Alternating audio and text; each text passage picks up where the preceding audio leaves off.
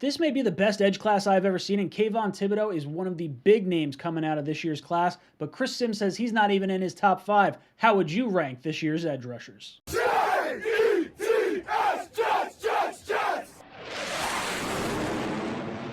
Welcome to Jets Talk. My name's Ryan. I'll be your pilot. If you're new here, hit that subscribe button. If you've been here before, welcome back. I love having you here. Boys and girls, I go live every Monday at 8 o'clock for my live call-in show, and then Tuesday we come back with our Talking Jets panel, myself, O'Leary, and Green Bean. So ask us all your Jets-related questions. And don't forget to hang out with us on draft night, Thursday, Friday, and Saturday. All 3 days of the NFL draft. We will be streaming it right here on this channel to catch all our live reactions in real time.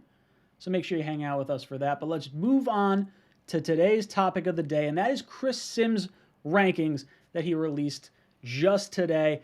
And this was a shocker for a lot of people. Now let's jump into it. Let's talk about his top 5. At number 1, he had Aiden Hutchinson. Number 2, Trayvon Walker. Number 3, Jermaine Johnson II. Number 4, George Karlaftis. And at number 5, Nick Bonito out of Oklahoma. Now, this caught me completely off guard. This was actually brought to my attention during my live stream, and I had to go back and watch a little bit of tape and figure out just why Kayvon Thibodeaux did not make this list. Not even just didn't make the list, he wasn't even number 6. He was actually the 7th edge rusher on Chris Sims' board. I did not expect to not have him in my top 5. I texted producer Pete Demolitis and Matt Casey yesterday afternoon going, I was literally, as I was organizing it and going through my notes, going, Thibodeau's not making my top 5. And I literally, to the point of feeling bad about the kid and the situation a little bit, was literally contemplating maybe I'll just make him number 5 to give him a little love, because he's a first-round football player, but he's nowhere near a top 5 or top 10 pick. There's nothing elite about his game, right? That's the first thing I would say. You know, first off, I don't like elite where I look at it to go, I don't want to say that. Maybe I shouldn't say that. Elite compared to some of the guys that we've already talked about. All right, that's the first thing. He doesn't do anything better than people you've already talked about. Definitely not. Definitely not. And not one area. And again, this is a little bit like reverse, like Trayvon Walker here thing, where I want to go. I bet you if we look at the timeline, combine, coaches looking at film, is exactly when we start to see, Kayvon Thibodeaux might drop. Because they're also looking at all these. There's no way you don't see this if you're watching on film. I'm sorry. Now, he does come out and he says, I certainly expected Kayvon Thibodeaux to make my top 5, and I don't love saying this about a kid who I hoped comes in and kicks ass, but I couldn't put him ahead of these top 5 guys. On film, there's no area where he clearly outshines them. I don't question his motor, but he doesn't play with the violent aggressiveness that these other top 5 do.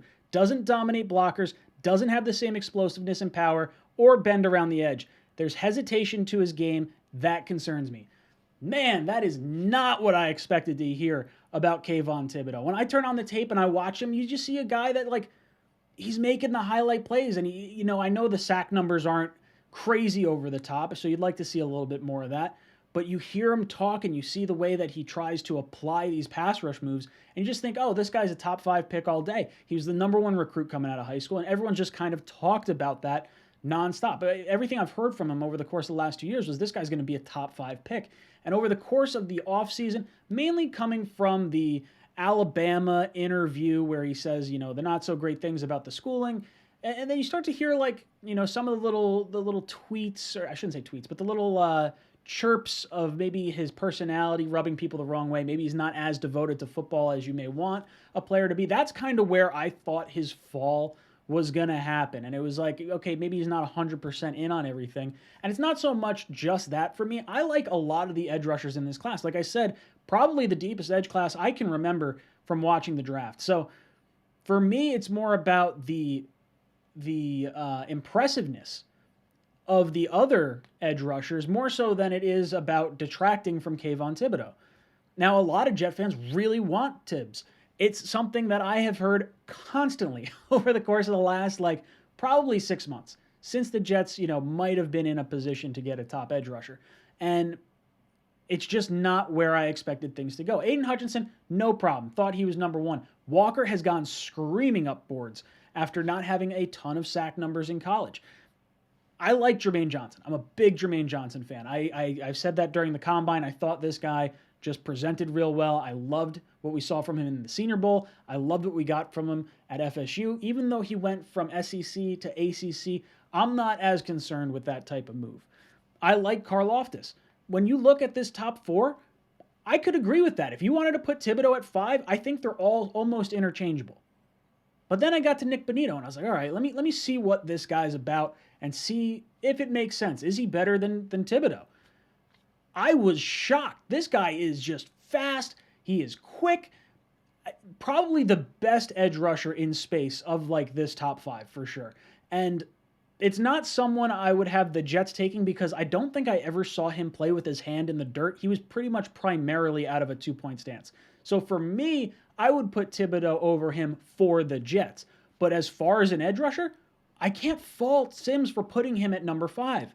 It really is fascinating. Now, the 6th player that he wound up having was Joshua Pascal out of Kentucky, a very impressive pass rusher in his own right. He actually believes that Thibodeaux, or thinks Thibodeaux, should wind up being a late first-round pick, mid to late first-round pick. Like, I'm talking like beyond 20, which is just bonkers to think about. Because I have never seen a mock draft where he falls farther than maybe 10 or 12. Like, I mean, right around fringe top 10. I think his floor is probably the Giants at number 7.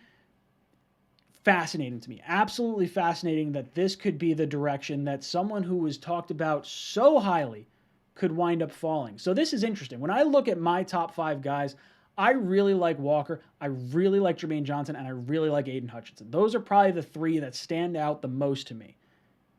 But if we had to go edge rusher at 10, Karlaftis, Thibodeaux, no problems, no questions asked. Man, it's just fascinating. So I want to hear from you guys. Where would you rank your top 5? What do you think of Sims' rankings? Do you think this is legit? Do you think it's just clickbait? Because if you go over and watch the podcast, he backs it up with more statements. It's not just, hey, here's my top 5 and out the door. Absolutely gives a, some in-depth thought process here. I don't know. Fascinating. I wasn't real high on Kayvon Thibodeaux from a Jets perspective, but I'm not that low on him either. So guys, let me know your thoughts in the comment section down below. And as always, go Jets.